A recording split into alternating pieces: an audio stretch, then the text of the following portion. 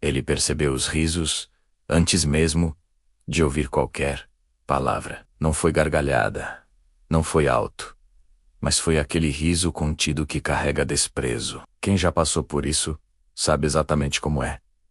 Você sente antes de entender. Ele entrou no banco como qualquer outra pessoa entra todos os dias, sem pressa, sem chamar atenção, vestindo o que tinha, carregando o que era possível carregar. Não havia nada nele que pedisse respeito imediato. E foi exatamente por isso que tudo começou. A fila estava grande. Pessoas impacientes, olhares no celular, braços cruzados. Ele ficou ali, em silêncio, observando. Reparou em como as pessoas medem umas às outras, em segundos. Roupa, postura, segurança no olhar. Ele sabia que estava sendo avaliado. E sabia também que não passaria nesse julgamento superficial. Não era novidade. Aquilo já tinha acontecido antes. Muitas vezes, quando chegou ao caixa, a atendente olhou para ele por tempo demais. Olhou para a tela, depois para ele, depois de novo para a tela. Esse pequeno intervalo diz muito. É quando a pessoa decide como vai te tratar. Atrás dele, alguém soltou um comentário baixo, mas perfeitamente audível. Disse que aquele tipo de gente sempre dá problema. Outro riu. Ele ouviu. Não reagiu, nem virou o rosto, nem suspirou. Apenas esperou. A atendente pediu documentos extras, que normalmente não pedia. Pediu novamente que ele confirmasse dados que já estavam ali. A fila começou a se incomodar. O clima ficou pesado, mas o incômodo não era direcionado a ela. Era todo jogado sobre ele, como se a simples presença dele ali fosse um erro. Como se ele estivesse ocupando um espaço que não lhe pertencia. Ele poderia ter resolvido aquilo em segundos. Bastaria uma frase, bastaria um nome, bastaria um cargo. Mas ele não fez. Porque aquele dia não era sobre resolver rápido. Era sobre observar, sobre entender até onde as pessoas iam quando achavam que ninguém importante estava olhando. Chamaram o gerente. O gerente veio com o mesmo olhar treinado. Um olhar que não é exatamente hostil, mas também não é humano. É o olhar de quem decide valor com base em aparência.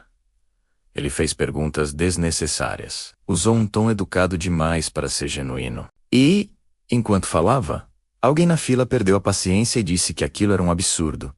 Que gente despreparada sempre atrasa a vida dos outros. Essa frase ficou no ar. Gente despreparada.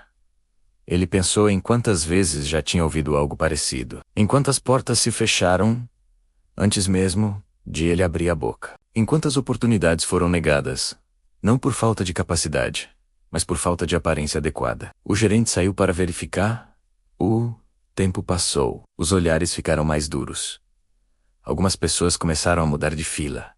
Outras cochichavam. Ele continuava ali, imóvel, como se nada daquilo tivesse peso. Mas tinha muito, porque ninguém gosta de ser tratado como um problema ambulante. O telefone do gerente tocou. Depois tocou de novo. Ele voltou diferente. Não pediu mais documentos, não fez mais perguntas. Apenas ficou em silêncio por alguns segundos longos demais para serem normais.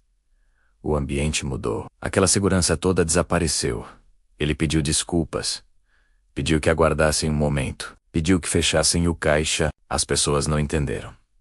A atendente não entendeu. Ele continuou sem dizer nada, até que o gerente voltou e, com uma voz que não combinava com a postura de minutos antes, disse que havia ocorrido um erro grave. Disse que aquele cliente precisava ser tratado com prioridade.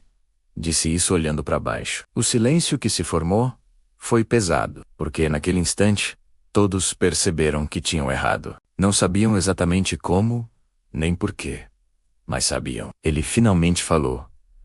Não levantou a voz, não acusou ninguém diretamente. Disse apenas que queria fazer uma pergunta simples. Perguntou se teria sido tratado da mesma forma se estivesse vestindo um terno caro e um relógio chamativo. Ninguém respondeu, porque não havia resposta honesta possível. Ele explicou que havia entrado ali daquele jeito de propósito, que queria entender como as pessoas eram tratadas quando não pareciam importantes, que queria saber se o respeito naquele lugar era padrão ou privilégio. Não disse quem era. Não precisou. Aquilo já não importava mais. O estrago estava feito. Ele saiu do banco sem fazer a operação que pretendia. Não precisava mais. O que ele queria já tinha conseguido. Saiu sabendo exatamente quem aquelas pessoas eram quando achavam que ninguém relevante estava vendo. Essa história não é sobre banco. Não é sobre dinheiro. É sobre caráter. Porque o dinheiro não cria arrogância. Ele apenas dá permissão para que ela apareça. Ele não cria desprezo. Ele só tira o freio. Muita gente acredita que respeito vem com status, mas respeito de verdade vem antes. E quando ele só aparece depois que você descobre quem a pessoa é, aquilo não é respeito.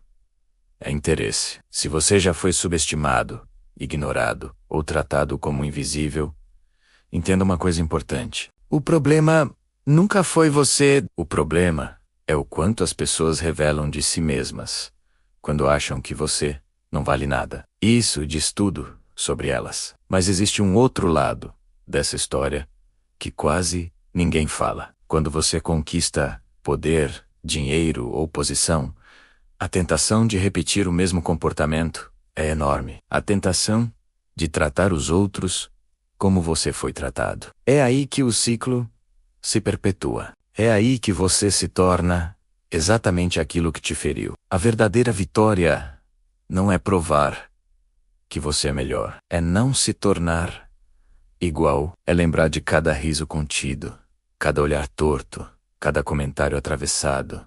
E ainda assim, escolher não agir da mesma forma quando estiver do outro lado do balcão. Se tem algo que essa história deixa claro, é isso. Nunca trate ninguém com base no que ela parece ser naquele momento, porque você não sabe quem ela é. E mais importante ainda, porque a forma como você trata quem não pode te oferecer nada revela exatamente quem você é. Se você sair desse vídeo com uma única decisão, que serra, essa, nunca ria, a nunca julgue, nunca diminua. Porque o erro que parece pequeno no momento pode ser grande demais quando a verdade aparece. E a verdade sempre aparece.